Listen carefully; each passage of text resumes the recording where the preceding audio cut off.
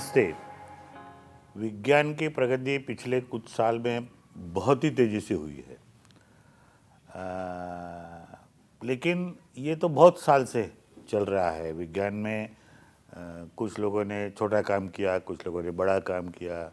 ये सब इकट्ठा होकर हमें अब बहुत बड़ा विज्ञान दिखाई देता है।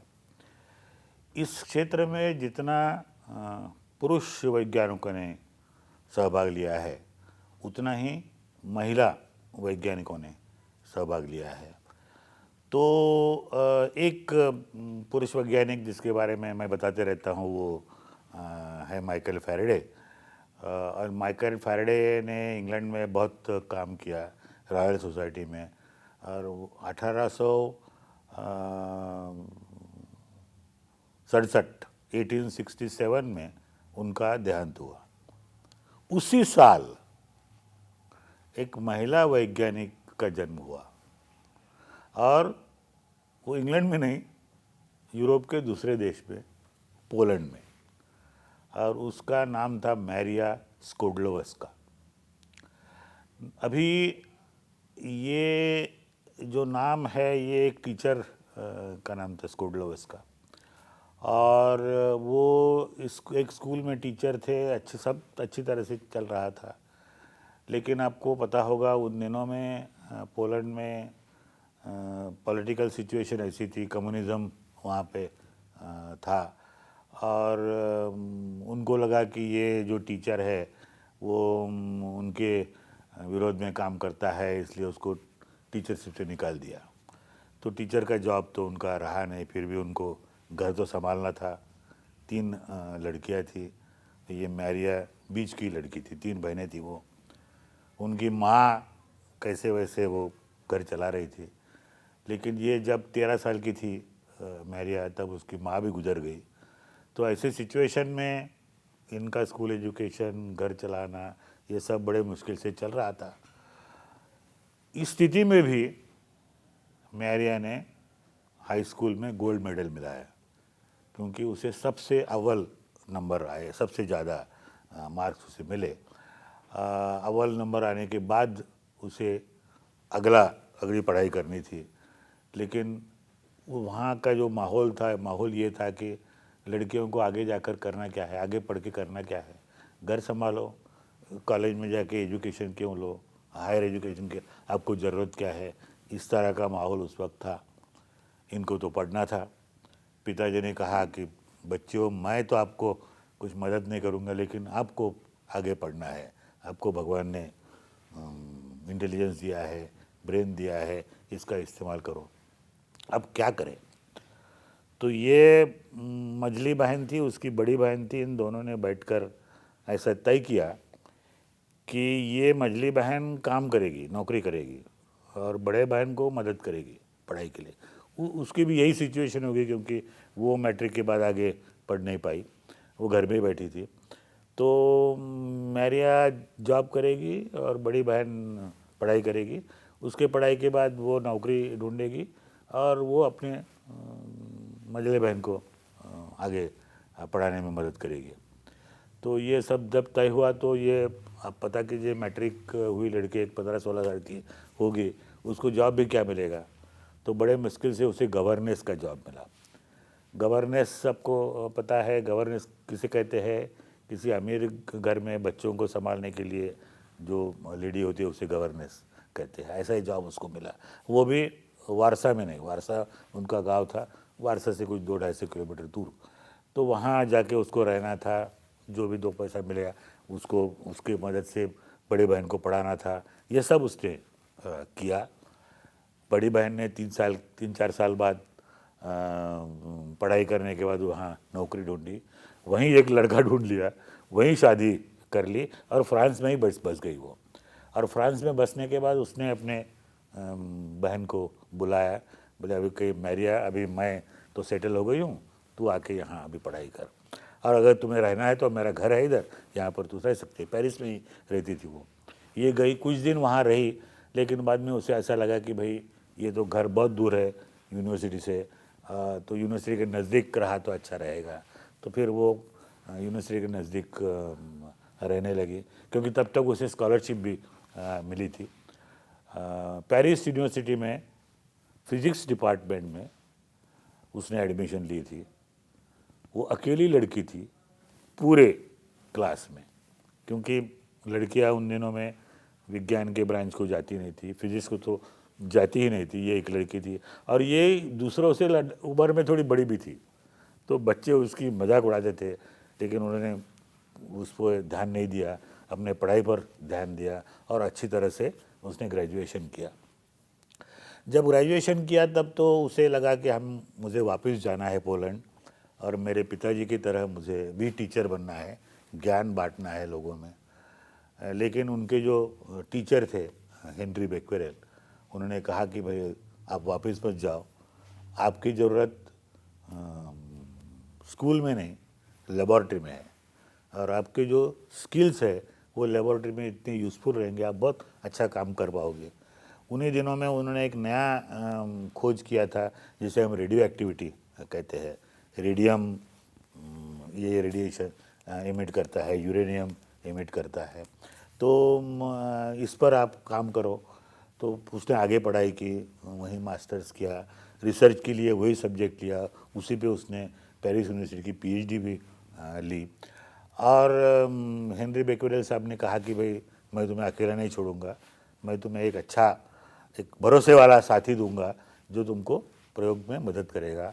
और उसने कहा कि पीरी क्यूरी नाम का उसका कलीग था जो वहीं लेक्चरर करके काम करता था, तो पीरी क्यूरी के साथ में इसे मिलाकर लैब में काम करने को बताया। उस वही पेरिस यूनिवर्सिटी के लैब में काम करते थे, और पीरी क्यूरी और मैरिया स्कोडलोवस्का एक साथ काम करने लगे, और कुछ साल के बाद उन्होंने तय किया कि हम शादी करेंगे।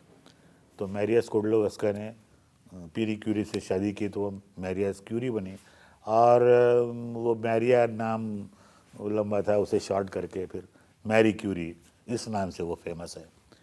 और फ्रांस में क्या होता है, अगर किसी को रिस्पेक्ट से कहना है तो मादाम कहते हैं, MADAME, तो मादाम क्यूरी इस नाम से वो बड़ी फेमस है। उन्हें क्या किया ये समझने की कोशिश हमें करनी है। तो मैंने कहा कि भाई ये जो रेडियो एक्टिविटी है उस पर उसने काम शुरू किया। करते करते उसे ये पता चला कि जो रेडियो एक्टिव मटीरियल है उसमें ऐसा एक एलिमेंट है, केमिकल एलिमेंट, उसको हम सेपरेट कर सकते हैं। उसने सेपरेट किया और उसने जो एलिमेंट को मिलाया था उसका नाम उसने अपने कंट्री के नाम पे दिया। उसका कंट्री पोलैंड था, तो उसने पोलोनियम नाम दिया।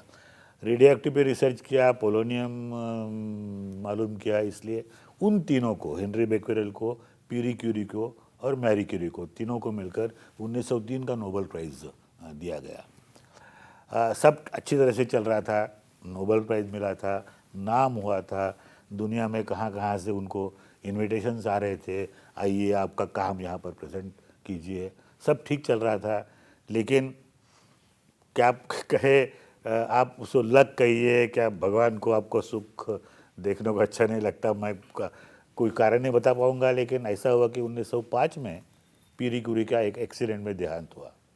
एक्चुअली अगर आप पढ़ने जाओ तो ऐसा है कि उस वक्त मैरी का बर्थडे था, तो बर्थडे गिफ्ट लेने के लिए वो बाहर गए थे, और वो पैदल आ रहे थे, आते वक्त पीछे की व्हीकल ने उन्हें टक्कर दे दी, उस पर वो गुजर गए।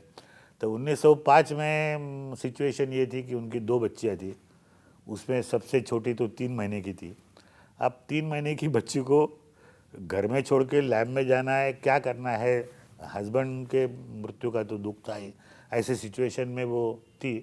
उस वक्त उसके जो ससुर है, फादर इन लॉ, वो उसके हेल्प को आए और उन्हें कहा कि भाई तुम फिक्र मत करो, तुम्हारी ज़रूरत घर से लैब में ज़्यादा है, मैं तुम्हारे बच्चों की देखभाल करूँगा। ऑफ कोर्स उन्होंने खुद नहीं किया, उन्होंने भी गवर्नेंस रखी, लेकिन हिम्मत तो दी। हमें बार बार ये कहा जाता है कि उधर यूरोप में कोई फैमिली स्ट्रक्चर नहीं है, कोई किसी को पूछता नहीं है, इतनी बुरी बात नहीं है। हम सिचुएशन ऐसी, अगर वो इंडियन ससुर होता तो अक्सर ये बोलता था कि क्या तूने मेरे बच्चे को खाया, अब यहाँ क्या कर रहे है, तू भाग अपने देश में। ऐसा न बोलते हुए उसने सपोर्ट किया, और इस सपोर्ट से वो लैब में गई। उन्होंने 1 टन पिच ब्लेंडे खरीदा। पिच ब्लेंडे ये ओर का नाम होता है, और उससे काम करके उसने 1 ग्राम रेडियम मिलाया 1 gram, 1 ton is 1000 kg। So 1000 kg pitch blender से उसने 1 ग्राम रेडियम मिलाया और वही जो नया एलिमेंट उसने खोजा, बिकॉज रेडिएशन उसमें आता है इसलिए इसका नाम रेडियम दिया। और उसके लिए 1911 का उसे नोबेल प्राइज़ दिया गया और ये नोबेल प्राइज़ उसको अकेले को था। 1903 का नोबेल प्राइज़ 3 लोगों का था, सिर्फ हेनरी बेक्वेरेल जा पाए नोबेल प्राइज़ लेने के लिए। ये हस्बैंड वाइफ जा नहीं पाए क्योंकि उनके पास उतना पैसा था नहीं उस वक्त।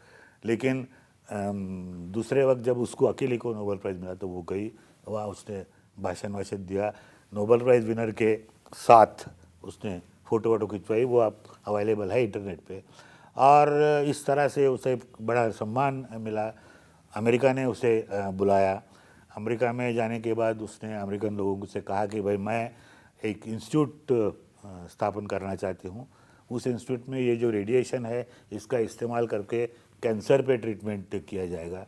तो अमेरिकन लोगों ने उसे बहुत मदद की फाइनेंशियली। उस पैसे का इस्तेमाल करके उसने एक इंस्टीट्यूट बनाई, उसका अभिनाम Marie Curie institute of cancer research ऐसा ही है पेरिस में। जब शुरू किया तब उसका नाम नहीं था, कैंसर रिसर्च इंस्टीट्यूट था।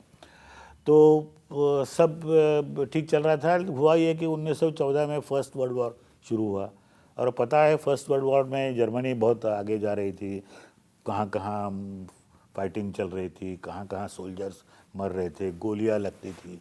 अब गोलियाँ लगने के बाद उसको अगर निकालना है तो गोली एग्जैक्टली कहाँ है ये मालूम होना चाहिए। तो इसके लिए मैरी क्यूरी ने लीड लिया। उसने कहा कि ठीक है मैं एक्सरे मशीन लेके जाती हूँ नज़दीक, जहाँ वॉर चल रहा है वहाँ नज़दीक जाती हूँ।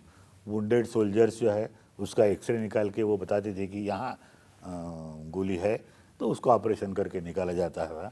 इसकी वजह से वो बहुत सोल्जर्स बच पाए और इस काम में उसकी जो बड़ी लड़की थी आयरिन, उसने मदद की और आयरिन भी आगे चलकर नोबेल प्राइज़ विनर बनी। 1933 का नोबेल प्राइज़ उसे मिला। तो कभी कभी लोग कहते हैं कि Curie is the family which has highest Nobel prizes, क्योंकि उसको 2 बार मिला, उसके लड़की को मिला, उसके जमाई को मिला, उसके पति को मिला। तो इस तरह से ये फैमिली ऐसे है जिसे नोबेल प्राइज़ सबसे ज़्यादा मिले। फिज़िक्स में नोबेल प्राइज़ देने वाली ये पहली महिला थी। ये पहली महिला थी जिसे महिला प्रोफेसर बोलते हैं पेरिस यूनिवर्सिटी में। महिला प्रोफेसर, मैंने कहा कि फिजिक्स डिपार्टमेंट में ये पहली लड़की थी और महिला प्रोफेसर भी ये पहली थी। और नोबेल प्राइज़ के लिस्ट में फिजिक्स में ये पहली थी। और जिसको 2 अलग अलग सब्जेक्ट में नोबेल प्राइज़ मिला है ये पहली दुनिया में महिला है, दूसरी कोई ऐसी केस नहीं है। तो 1911 में जब उसे नोबेल प्राइज़ मिला उसके बाद में उसका बड़ा नाम हुआ और 2011 में उसके 100 साल पूरे हुए। तो हमने कहा कि भाई कुछ करना चाहिए। तो मैंने लीड लेके, आपको पता होगा 2011 ये इंटरनेशनल ईयर ऑफ केमिस्ट्री करके अनाउंस किया गया था। सो उस वक्त मैंने लीड लेके मैरी क्यूरी के लाइफ पे 100 लेक्चर्स दिए थे भारत भर, अलग अलग राज्यों में, अलग अलग भाषा में, ये बताने के लिए कि लड़कियों पीछे मत रहो, आपको भी अपॉर्चुनिटी है। और देखिए ये मॉडल आपके पास है, 1867 में पैदा हुई, इतने दिक्कतों पे होने के बाद भी वो आगे आई। आपको तो क्या अभी फैसिलिटीज़ है, अभी स्कॉलरशिप्स है, अभी अच्छी यूनिवर्सिटीज़ है, अच्छे रिसर्च लैब्स है, तो आप पीछे क्यों रहती हो। ये इनकरेज करने के लिए मैंने लिया था, लेक्चर्स लिए थे। मुझे पता नहीं उसका कितना इफ़ेक्ट हुआ, लेकिन बहुत लोगों ने मुझे कहा कि आपने अच्छा काम किया है। तो आज मेरी कोशिश ये थी कि एक महिला वैज्ञानिक के बारे में आपको बताऊं जिसने बड़ी कठिनाइयों पर विजय पाई और विज्ञान में अपना एक नाम कमाया। 2 केमिकल एलिमेंट्स उसके नाम पे है, पोलोनियम और रेडियम, और एक बड़ा रिसर्च रेडियो एक्टिव में उसके नाम पर है। कैंसर पे ट्रीटमेंट करने के जो अलग अलग रेडिएशंस है वो उसने इस्तेमाल करके दिखाए। अनफॉर्चुनेट बात ऐसी है कि 1934 में उसका देहांत कैंसर से हुआ। सो लुकेमिया कहते हैं, वो ब्लड का कैंसर है, क्योंकि एक तो रेडिएशन से रेडियो एक्टिव मटेरियल पे एक्सपोज हो रही थी। जैसे मैंने कहा 1 टन पिच ब्लेंडे लेके 1 ग्राम मिलाया, तो आप देखिए कितनी बार उसको प्रोसेस करनी पड़ी होगी। और उसके बाद में एक्सरे मशीन के साथ वो काम करती रही। ये सब का इफ़ेक्ट ऐसा हुआ कि वो उस पर रेडिएशन का बड़ा इफ़ेक्ट हुआ। आजकल तो बड़े केयर ली जाती है, उन दिनों में नहीं था। तो ल्यूकेमिया से वो 1934 में उसने इस दुनिया को विदाई दी। लेकिन बहुत बड़ी लीगेसी, बहुत बड़ा आदर्श वो अपने पीछे छोड़ गई है। तो मैं सभी स्कूल कॉलेज की लड़कियों को ये अपील करता हूँ कि इसे आप अपना मॉडल समझिए और आगे बढ़िए। धन्यवाद।